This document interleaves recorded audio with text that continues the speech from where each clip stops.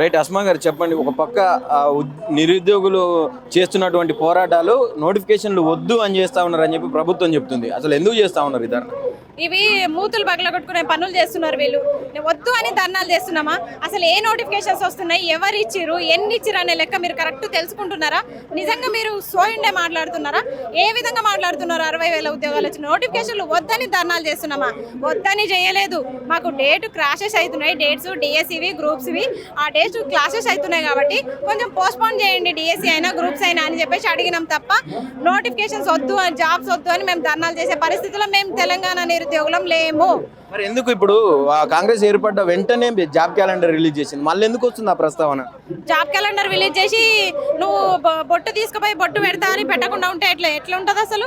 అంటే ఏంది, ఏం లెక్క ఇది? జాబ్ క్యాలెండర్ చూసుకుంటా ఏదో కోడిని గోడకు కట్టేసి కోడిని చూసుకుంటా అన్నం తింటామా మేము? కడుపు నిండుతుందా? ఎంతవరకు కరెక్ట్? జాబ్ క్యాలెండర్ ఇచ్చిర్రు, మరి ఎప్పుడు ఫిల్అప్ చేస్తారు, ఎప్పుడు రిలీజ్ చేస్తారు నోటిఫికేషన్స్? అది మేము అడుగుతున్నాం. ఇప్పుడు నిన్న మానవతరాయ్ గారు మాట్లాడుతూ నిరుద్యోగులు ఎవరు కూడా ఇట్లా రోడ్లు ఎక్కుతలేరు, నిజమైన నిరుద్యోగులు మంచిగా ఉన్నారు, వీళ్ళ వల్ల ఇప్పుడు ఈ ధర్నాలు చేసేటటువంటి వాళ్ళ వల్ల నిజమైన నిరుద్యోగులు అన్యాయం అవుతున్నారు అని చెప్పి మాట్లాడుతున్నారు. ఆయన అంటుండు కదా పేడ్ ఆర్టిస్టులమని. ఆయన పేడ్ ఆర్టిస్ట్ ఫస్ట్ ఆ దాంట్లో పదవి దొరకలేదని దీంట్లోకి వచ్చిండు, దీంట్లో పదవి దొరకలేదని దాంట్లోకి వచ్చిండు. ఆయన చెప్తే మేము వినే స్థితిలో అస్సలు లేము. మేము నిరుద్యోగులం ఒక మాట మీదనే ఉన్నాము. మేము నిరుద్యోగులం కామా? మా దగ్గరకు వచ్చి చూడు, నువ్వెంత చదువుకున్నావు, మేమంతా చదువుకున్నాము, నీకెంత క్వాలిఫికేషన్స్ ఉన్నాయో మాకు కూడా అంతేనే. మాకు లేని అర్హత లేదు. నువ్వు చూడు, మా క్వాలిఫికేషన్ చదవడానికి నీకు అర్ధగంట టైం పడుతుంది. నువ్వు ఎట్లా అంటున్నావు నిరుద్యోగులం కామని? ఏ లెక్కన అంటున్నావు? నువ్వు పెట్టిన ఎగ్జామ్లో మేము క్వాలిఫై కాలేదా? కాంగ్రెస్ పార్టీ ఇది బీఆర్ఎస్ ప్రభుత్వంలో ఉన్నప్పుడు కాంగ్రెస్ పార్టీ మీ తరఫున కొట్లాడినప్పుడు లేని తప్పు ఇప్పుడు కాంగ్రెస్ అధికారంలోకి వచ్చిన తర్వాత ఇప్పుడు ఉన్నటువంటి అపోజిషన్ లో ఉన్నటువంటి పార్టీలు మిమ్మల్ని సపోర్ట్ చేస్తే ఎందుకు వీళ్ళు తీసుకోలేకపోతా ఉన్నారు? అదే కదా అర్థం కావట్లే మాకు. ఆ నాయకులు నిడిచిపెడుతున్నారు, వాళ్ళ సాయంత్రం రోజులు మంచి బిర్యానీ తినుకుంటే వాళ్ళు కలిసే ఉంటున్నారు, కానీ నిరుద్యోగుల్ని ఆగం చేస్తున్నారు మధ్యలో. అందుకే ఏ పార్టీ మీద నమ్మకం లేదు మాకు. అటు బీఆర్ఎస్ మీద, బీజేపీ మీద, కాంగ్రెస్ మీద ఎవరి మీద నమ్మకం లేదు. అందుకే నిరుద్యోగ పార్టీ అవతరించబోతుంది. ఖచ్చితంగా నిరుద్యోగులు పార్టీ పెట్టడానికి సిద్ధమయ్యారు. ఖచ్చితంగా ఈ బై ఎలక్షన్స్ లో, ఇప్పుడు లోకల్ బాడీ ఎలక్షన్స్ లో ఖచ్చితంగా జూబ్లీ హిల్స్ లో ఖచ్చితంగా నిరుద్యోగులు పోటీ చేయబోతున్నారు. అది కూడా మీరు నోటిఫికేషన్స్ ఇవ్వకపోతే, లేకపోతే మేము ప్రశాంతంగా చదువుకుంటాం. నోటిఫికేషన్ పాటించాలి. మా కాంగ్రెస్ ప్రభుత్వం వచ్చిన తర్వాతనే నిరుద్యోగులకు ఇంతో అంతో బాగు జరిగిందని చెప్పి మాట్లాడుతూ ఉన్నారు. మరి వెయిట్ చేయొచ్చు కదా, ఇంకా 3 సంవత్సరాలు ఉన్నది, ఎందుకు తొందరపడుతున్నట్టు అనిపిస్తుంది? సరే మేము సమయం పాటించేటోళ్ళమే మీరు అన్నట్టు, కానీ మాకు నిరుద్యోగులకు ఏదైనా భరోసా కల్పించిరా? రైతులకి రైతు భరోసా ఉంది, వికలాంగులకి వాళ్ళకి పెన్షన్ భరోసా ఉంది, వితంతువులకి పెన్షన్ భరోసా ఉంది, ఇప్పుడు కరెంటు బిల్లులు వచ్చినాయి, ఫ్రీ కరెంట్ ఉంది, ఫ్రీ బస్ ఉంది, ఇదంతా ఉన్నాయి కదా. మరి నిరుద్యోగులకు ఏ భరోసా కల్పించిరు అని చెప్పేసి మేము సమయం కూడా చెప్పారు. నిరుద్యోగ భృతి ఇస్తున్నాము, తర్వాత స్కూటీలు కావచ్చు, ఇతర చాలా హామీలు ఇచ్చారు. ఏమో మరి నాకైతే స్కూటీ ఇవ్వలేదు, ఇప్పటిదాకా స్కూటీ ఇవ్వలేదు, నిరుద్యోగ భృతి లేదు. 4,000 నిరుద్యోగ భృతి వచ్చింటే నేను ప్రశాంతంగా ఎప్పుడైనా నోటిఫికేషన్ అని చదువుకుంటూ కూర్చునేదాన్ని.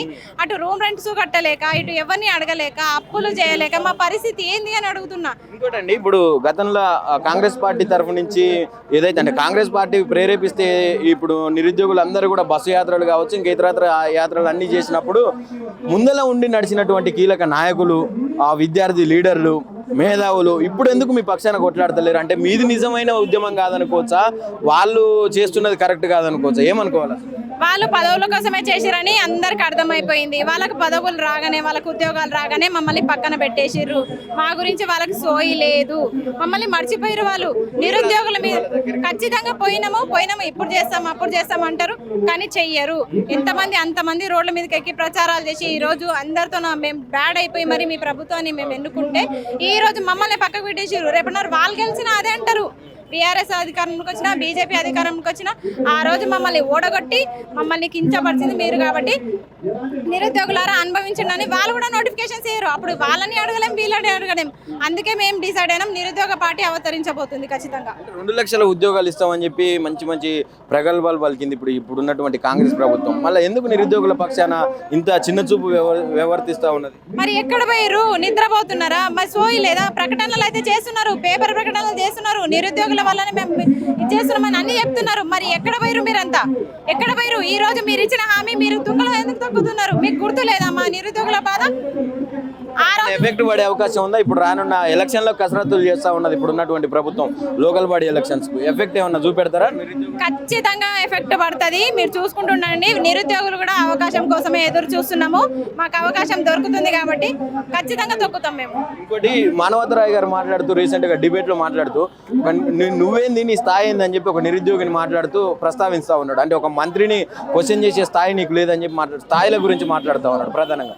ఏం చెప్తారు అసలు, ఎట్లా చూస్తారు అసలు? అంటే నిరుద్యోగుల తరపు నుంచి ఎవరు క్వశ్చన్ చేసినా నువ్వేంది నీ స్థాయి ఏంది అని అడుగుతున్నారు కదా. మీ స్థాయి ఏంది?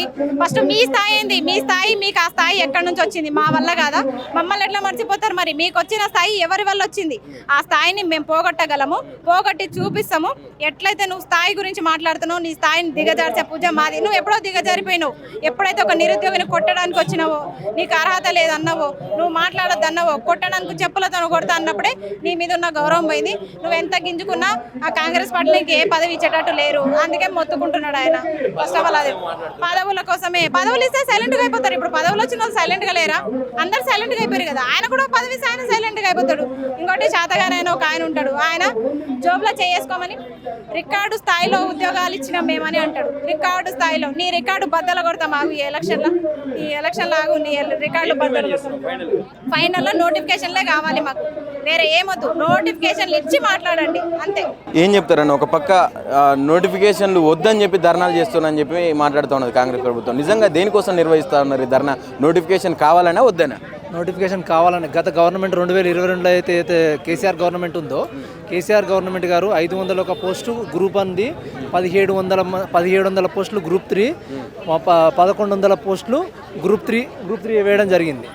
ఓకే, ఈ ఉద్యోగాలలో డిఎస్సి కానీ, గురుకులాలు కానీ, ఏఎంవిఏలు కానీ ఇవన్నీ పోస్టులు వేయడం జరిగింది. సరే, దీంతోపాటు మనం చూసుకున్నట్లయితే మనకి ఈ ఉద్యోగాలు వేసిండు. కొన్ని సాంకేతిక కారణం వల్ల గ్రూప్ 1 రద్దయి కాంగ్రెస్ గవర్నమెంట్ రావడం జరిగింది. కాంగ్రెస్ గవర్నమెంట్ ఏర్పడ్డది. తప్పితే కాంగ్రెస్ గవర్నమెంట్ రాకపోవు. అయితే ఈ కాంగ్రెస్ గవర్నమెంట్ రావడం వల్ల మేము ఆరు గ్యారంటీలు, మేము పారదర్శకత చూపిస్తాం, ట్రాన్స్పరెన్సీ చేస్తాము, మా టీజీపీఎస్సీ పక్షాలను ఉంటుందని రేవంత్ రెడ్డి గొప్పలు చెప్పిండు. కానీ ఇప్పుడు చూస్తే అసలు ఏ మాత్రం ఎక్కడ చీమకు నిమ్మకు నీరెత్తినట్టు ప్రభుత్వం. అంటే ఒక పక్క నిజంగానే ఇప్పుడు కాంగ్రెస్ పార్టీకి చిత్తశుద్ధి ఉంది దీని పట్ల అని చెప్పి మాట్లాడుతూ ఉన్నారు. నిరుద్యోగుల పక్షాన కొట్లాడుతూ ఉన్నది, నిరుద్యోగులకు న్యాయం జరిగే దిశగానే ప్రయాణం చేస్తుంది కాంగ్రెస్ అని చెప్తా ఉన్నారు. మళ్ళీ ఎందుకు నిరుద్యోగులు రోడ్లు ఎక్కుతున్నారు, ఎందుకు ధర్నాలు చేస్తున్నారు? నిరుద్యోగులకు న్యాయం జరిగితే ఈ రోడ్డు మీదకి ఎందుకు వస్తారండి? నిరుద్యోగులకు న్యాయం లేకనే కదా ఇప్పుడు ఏదైతే గ్రూప్ 1 పోస్టులు వేసిండు, గ్రూప్ 1 పోస్టులు 563 పోస్టులు వేసిండు. 563 పోస్టుల తెలుగు మీడియం విద్యార్థులకు తీవ్రమైన అన్యాయం జరిగింది. ట్రాన్స్పరెన్సీ అన్నాడు. ట్రాన్స్పరెన్సీ అంటే ఏ పేపర్లో అయితే ఏదైతే ఎవాల్యుయేషన్ ప్రాసెస్ ఉందో, ఎవాల్యుయేషన్ ప్రాసెస్ మొత్తం ఫెయిల్ అయింది. ఎందుకంటే తెలుగు మీడియం విద్యార్థులు తీవ్రమైన అన్యాయం జరిగి మార్కులు తక్కువ వేసి తెలుగు మీడియం విద్యార్థులు ఎవరు సెలెక్ట్ కాలే. ఈరోజు ఇక్కడైతే అశోక్ నగర్లో అయితే ఎవరైతే చదువుకుంటారో గ్రామీణ ప్రాంతాలలోకి వచ్చి ఒక 5, 6, 7, 8, 10 సంవత్సరాల నుంచి చదువుతున్న విద్యార్థులకు తీవ్రమైన అన్యాయం జరిగింది. కొంతమంది తమ ఉద్యోగాలను రాజీనామా చేసి సైతం గ్రూప్ 1 వస్తే మాతో పాటు మా ఫ్యామిలీ బాగుపడతానే ఉద్దేశంతో గ్రూప్ 1 వస్తానని చెప్పేసి అనుకున్నారు. కానీ ఈ గ్రూప్ 1 తెలుగు మీడియం విద్యార్థులకు తీవ్రమైన అన్యాయం జరిగింది. ఈ గ్రూప్ 1 విషయంలో ఏదైతే మన ఆల్రెడీ మీకు 60,000 ఉద్యోగాలు ఇచ్చింది కాంగ్రెస్ ప్రభుత్వం. కొంచెం సంయమనం పాటించాలి కదా, ఎందుకు అంత తొందరపడతా ఉన్నారు? ఒక 2 సంవత్సరాల లోపే ఇంత వ్యతిరేకత. ఎవరు 60,000 ఉద్యోగాలు వేసిరు? 55,000 ఉద్యోగాలు వేసింది కేసీఆర్ గవర్నమెంటే. ఆయన వేసిన ఉద్యోగాలకు ఈయన నియామక పత్రాలు ఎల్బీ స్టేడియంలో పెట్టుకుంటూ, సచివాలయంలో పెట్టుకొని జిల్లాలల్లో అది గ్రూప్ 4 సభలో పెట్టిండు. ఎక్కడ? మన పెద్దపల్లిలో. ఈయన జాబ్ లేసి ఈయన నోటిఫికేషన్ మీద ఆయన సంతకం లేదు కదా. కేసీఆర్ వేసిన పోస్టులకు ఈయన అపాయింట్మెంట్ ఆర్డర్ ఇచ్చి తప్పితే ఏం లేదు. జాబ్ల గురించి కాంగ్రెస్ ఏం మాత్రం. ఈయన వేసిన 12,000 ఉద్యోగాలు అండి. 12,000 ఉద్యోగాలు, 6,000 ఉద్యోగాలు డిఎస్సి, 6,000 అది ఫార్మసిస్ట్ అండ్ ల్యాబ్ పోస్టులు తప్పితే ఇంకా ఏ మాత్రము గ్రూప్ 1 పోస్టులు 63 పోస్టులు వేసాడు. ఇప్పుడు మానవతరాయ్ గారు రీసెంట్గా ఒక డిబేట్లో మాట్లాడుతూ జనార్దన్ డిబేట్లో పాల్గొన్నాడు. ఆ సమయంలో కొంచెం ఘర్షణ వాతావరణం నెలకొన్నది. ఈ నిరుద్యోగులు మీరు మంత్రులను ప్రశ్నించే స్థాయి మీద అని చెప్పి మాట్లాడుతూ ఉన్నాడు మానవతరాయ్. ఏం చెప్తారు? మేము మంత్రులను ప్రశ్నిస్తాం, బరాబర్ ప్రశ్నిస్తాం. నిరుద్యోగం అనేటోడు ఉద్యోగం లేక రోడ్ల మీద ఉండి తిరుగుతుర్రు, చదువుతుర్రు. ఖచ్చితంగా ప్రశ్నించే తత్వం. ప్రజాపాలన అన్నాడు, ప్రజాపాలన ప్రశ్నించే మేము ప్రజాపాలన ఉండి ప్రజల్ని మన మంత్రులను అడగపోతే మామూలు క్యాండిడేట్ ఎవరిని అడుగుతామండి? మంత్రులను అడగాల్సిన అవసరం ఏర్పడింది. ఖచ్చితంగా అడుగుతాం. మేము క్షేత్రస్థాయిలో ఇంకా 33 జిల్లాలు తిరిగి ఈ ఉద్యమాన్ని పెద్ద ఎత్తున ఈ సభ నుంచి మేము ఒకటే చెప్పగలుగుతున్నాం. ఏదైతే కోర్టు పరిధిలో ఉన్నటువంటి గ్రూప్ 1 సంబంధించిన విషయాలని సిట్టు విచారణ చెప్పి సిబిఐ విచారణ చేసి దాన్ని ఖచ్చితంగా తెలుగు మీడియం విద్యార్థులకు న్యాయం జరిగే విధంగా ఉండాలి. ఇంకొకటి, వాళ్ళైతే ఏదైతే గ్రూప్ 1 పోస్టులకు సంబంధించి పోస్టులు వేస్తున్నారో గ్రూప్ 1 పారదర్శకత ఉండాలి. కోర్టు కేసు లేదు విధంగా ఖచ్చితంగా దీన్ని పారదర్శకతంగా ట్రాన్స్పరెన్సీ అని చెప్తుండు. టీజీపీఎస్సీ ప్రక్షాళన అని చెప్పిండు. టీజీపీఎస్సీ ప్రక్షాళన చేస్తే ఈ ఉద్యోగులు వీళ్ళందరూ ఎందుకు బయటకు వస్తారండి? ఈ నిరుద్యోగులు బయటకు ఎందుకు వస్తారు? లేదు కాబట్టి మేము ఫైనల్ ఒకటే చెప్తున్నామండి, మేము క్షేత్రస్థాయిలో ఇంకా పెద్ద ఎత్తున మూవ్మెంట్ చేస్తాం. నిరుద్యోగుల పక్షాన మేము నిలబడతాం.